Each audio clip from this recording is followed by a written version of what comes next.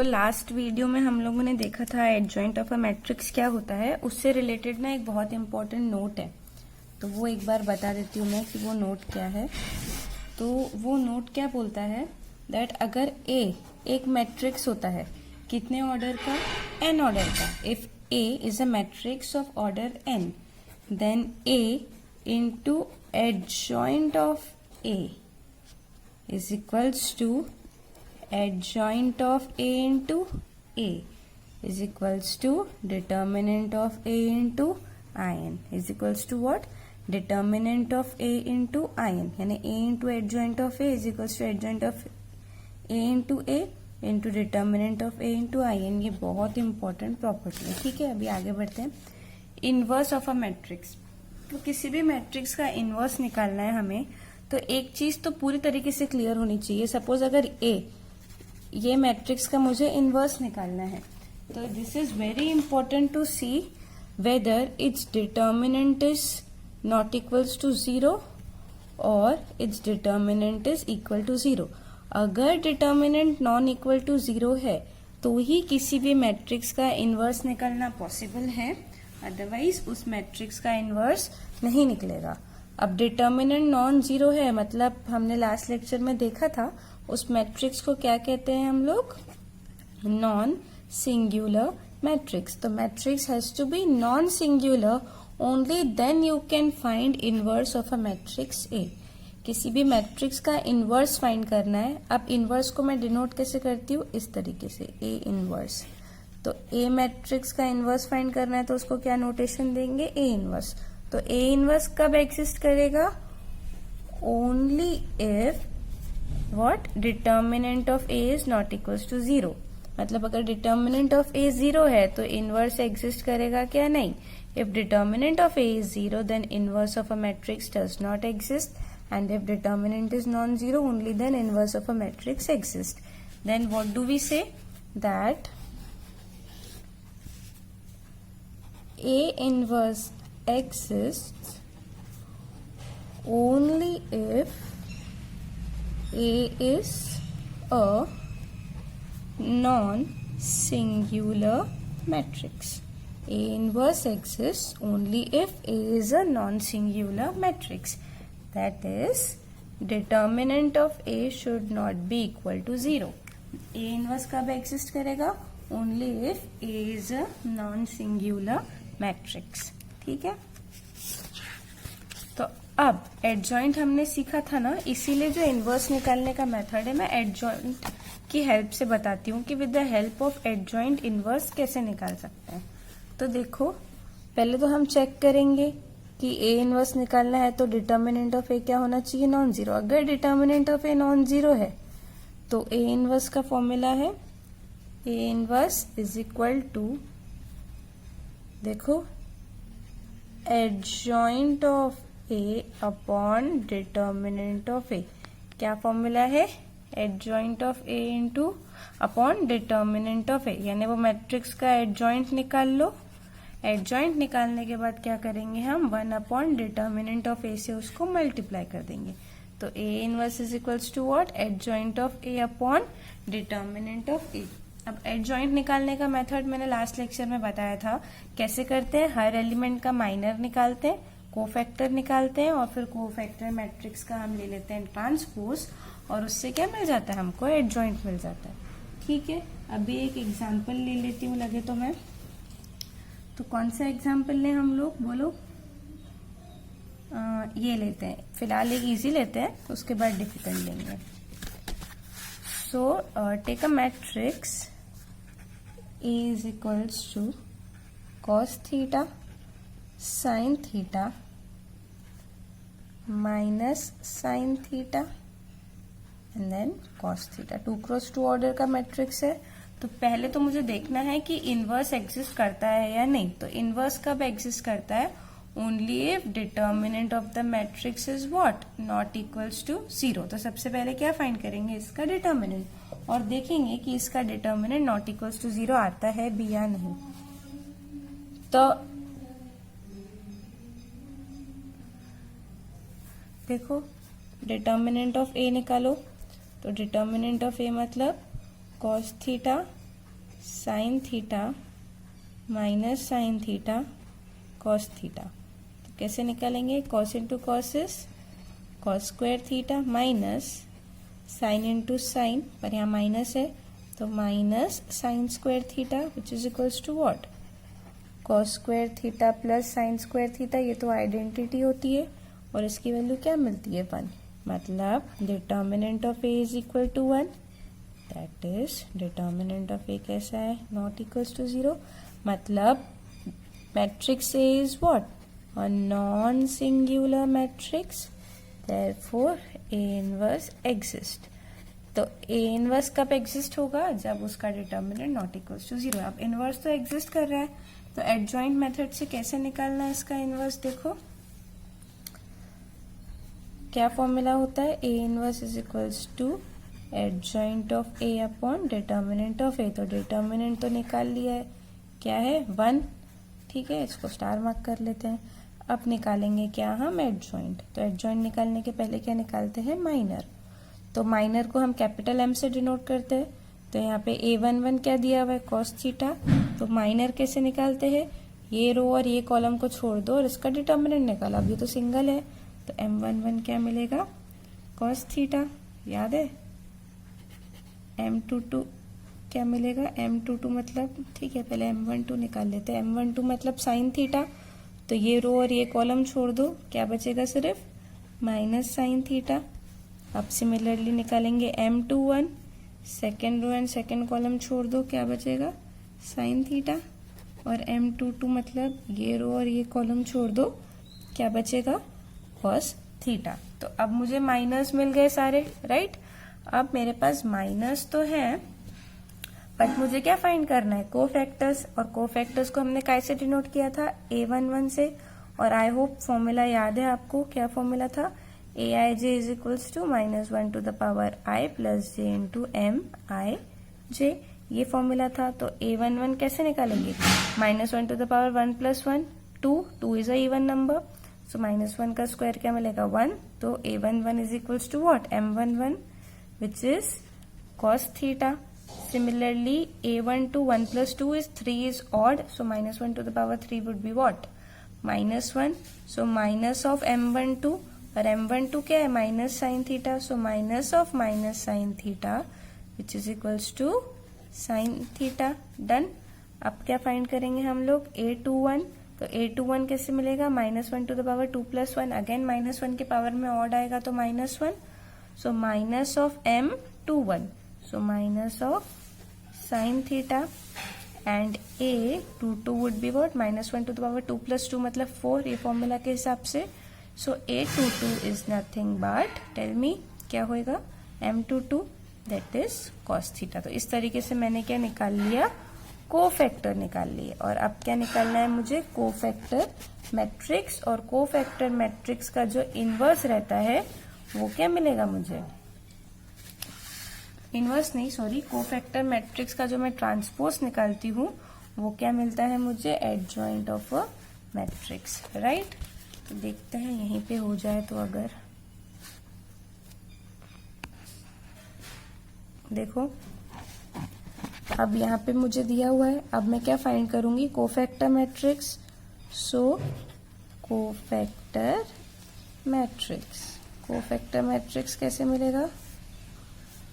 देखो 2 क्रॉस 2 है, तो A11 would be what? Cos theta. A12 is what? Sine theta, फिर minus sine theta and then cos theta. पर ये adjoint हुआ क्या? नो, इसका क्या लेंगे? Transpose. So adjoint of A is what? इस वाले मैट्रिक्स का ट्रांसपोज, मतलब कॉलम का रो एंड रो का कॉलम। सो फर्स्ट वाला row will become first column, so cos theta and sine theta यहाँ पे आ जाएगा sine theta. Second row will become second column, so minus sine theta and then cos theta. ये क्या मिल गया मुझे? एडजॉइंट ऑफ अ मैट्रिक्स मिल गया। पर ए इनवर्स का फॉर्मूला क्या होता है? A inverse is equals to adjoint of A upon determinant of A. तो डिटर्मिनेंट ऑफ ए की वैल्यू क्या है? 1। सो एडजॉइंट ऑफ, देखो निकाली थी ना डिटर्मिनेंट ऑफ ए की वैल्यू 1 मिली थी यहाँ से सॉल्व करके। So A inverse is equals to adjoint of A upon determinant of A, मतलब 1, और एडजॉइंट का वैल्यू तो पता है मुझे, cos theta minus sine theta and then cos theta. तो ये होता है, इस तरीके से हम क्या फाइंड कर सकते हैं, ए इनवर्स। अब तुम बोलोगे कि मैम आपने ए इनवर्स इस तरीके से निकालते हैं, ये बता तो दिया, पर ये नहीं बताया कि बेसिकली ए इनवर्स होता क्या है। तो देखो, अगर आपको जानना है कि ए इनवर्स होता क्या है, तो वो क्या होता है, एक मैट्रिक्स है ए, ठीक है। अब अगर तुम बोल रहे हो कि ए मैट्रिक्स का इनवर्स ए इनवर्स है, तो ए को जब तुम ए इनवर्स से मल्टीप्लाई करते हो तो तुमको क्या मिलना चाहिए, आइडेंटिटी, राइट। तो ए मैट्रिक्स का इनवर्स ए इनवर्स अगर है तो ए इंटू ए इनवर्स क्या मिलेगा हमको, आइडेंटिटी मैट्रिक्स, वैस, ठीक है। मतलब अगर मैं बोल रही हूं B is inverse of A, तो ए इंटू बी क्या मिलना चाहिए, identity matrix. In fact A into A inverse हो या ए इनवर्स इंटू ए हो, दोनों भी इक्वल टू क्या मिलना चाहिए, आइडेंटिटी मैट्रिक्स ही मिलना चाहिए। मतलब एक ऐसा मैट्रिक्स जिसको तुम अपने गिवन मैट्रिक्स से मल्टीप्लाई करो और आइडेंटिटी मिले, तो फिर वो मैट्रिक्स क्या हो जाता है, उस मैट्रिक्स का इनवर्स हो जाता है। तो देखो अभी हम चेक भी कर सकते हैं, ये मेरा ए गिवन मैट्रिक्स था और ये मुझे क्या मिल गया, देखो ये ए इनवर्स मिल गया। तो अब मैं ये दोनों मैट्रिक्स को आपस में मल्टीप्लाई करती हूँ और चेक करती हूँ कि आइडेंटिटी मिल भी रहा है या नहीं। तो देखो ए क्या दिया हुआ है, क्या आया दिया हुआ था, cos theta sine theta minus sine theta and then cos theta.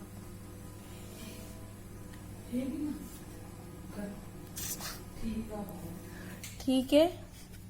और अब ए इनवर्स अगर फाइंड करना है तो फिर कैसे फाइंड, ए इनवर्स तो अभी कर लिया था हमने फाइंड, तो क्या मिला था हमको, देखो answer, cos theta minus sine theta and then sine theta, उसके बाद क्या मिला था, कॉस थीटा। अब चेक करते हैं कि इसको मल्टीप्लाई करके आइडेंटिटी मिलता है क्या। तो पहले ए लिख लो, cos theta sine theta minus sine theta and then cos theta. अब ए इनवर्स से मल्टीप्लाई करो, ए इनवर्स की वैल्यू क्या मिली, cos theta minus sine theta and then cos theta. Multiplication तो आता है हमको, लास्ट वीडियो में मतलब सिखाया है मैंने। सो ये फाइंड करना है अगर फर्स्ट एलिमेंट, तो कैसे मिलेगा, this into this plus this into this, because ये एलिमेंट मतलब A11 नंबर का एलिमेंट यानी first row and first column, so first row and first column, cos into cos would be what, cos square theta, sine into sine is what, plus sine square theta. अब ये find करना है, तो first row second column, तो ये sorry देखो यहाँ पे लिख रही हूँ मैं, ध्यान नहीं था, बड़ा मिलेगा। सो हाँ, सो ये पहला एलिमेंट है, सेकेंड एलिमेंट फाइंड करना है तो first into second, so cos theta into minus sine theta क्या मिलेगा, minus cos theta into sine theta plus sine theta into cos theta, sine theta into क्या मिला, cos theta. Sorry for the mess.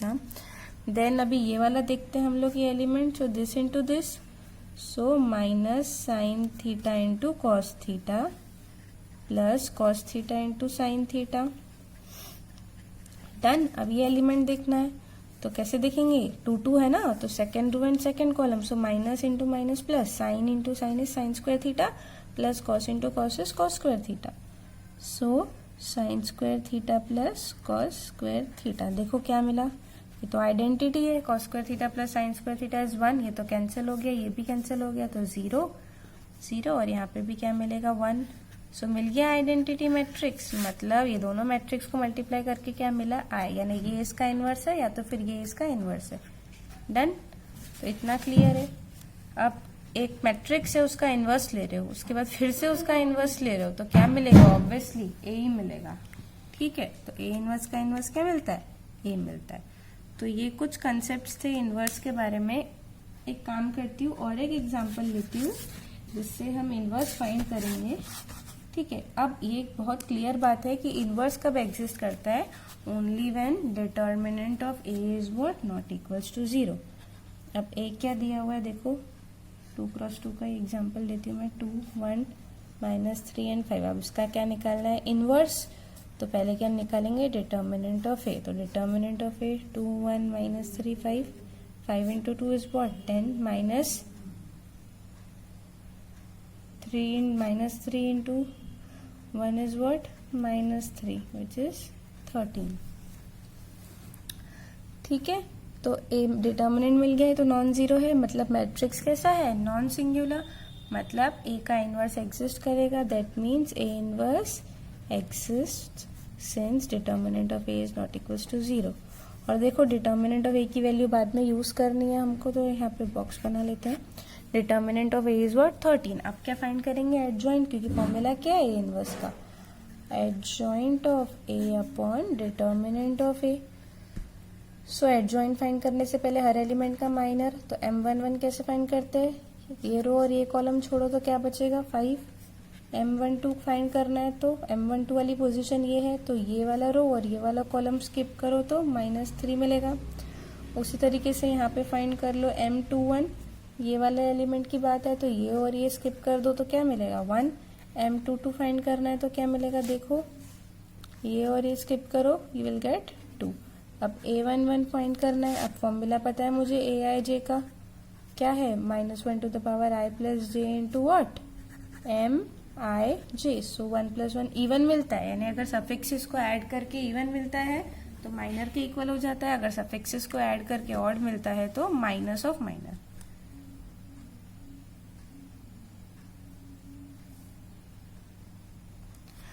तो इस तरीके से अब a11 find करना है तो 5 ही रहेगा, क्योंकि 1 + 1 तो इवन होता है।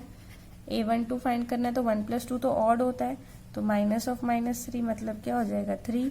a21 2 + 1 तो ऑड होता है, तो -1, साइन चेंज हो जाएगी।